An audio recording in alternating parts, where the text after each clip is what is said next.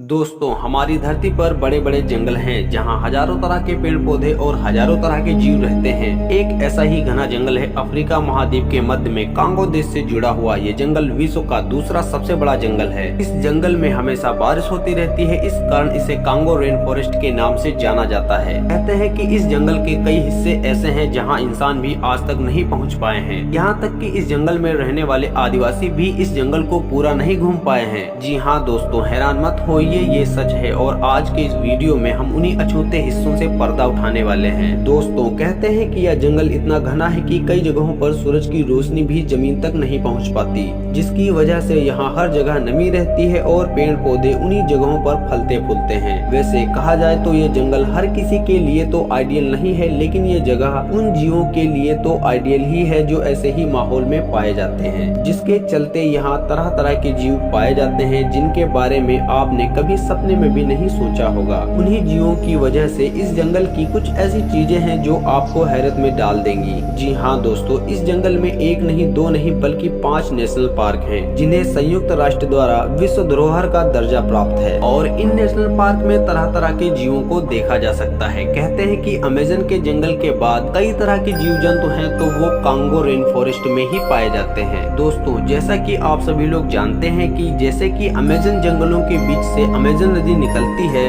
ठीक वैसे ही इस जंगल के बीच से कांगो नदी निकलती है, जिसकी लंबाई करीब 4700 किलोमीटर है। इस नदी में कई प्रकार के खतरनाक जीव रहते हैं। साथ ही इस नदी में विशालकाय मगरमच्छ भी पाए जाते हैं। साल 2022 में 5 महिलाएं यहाँ नाव लेकर आई थी, तभी उनकी नाव पर एक मगरमच्छ ने हमला कर दिया और वो 5 महिलाएं नदी में गिर गयी और उनकी लाशें भी नहीं मिली। यह अफ्रीका की दूसरी सबसे लंबी और पहली दुनिया की सबसे गहरी नदी है।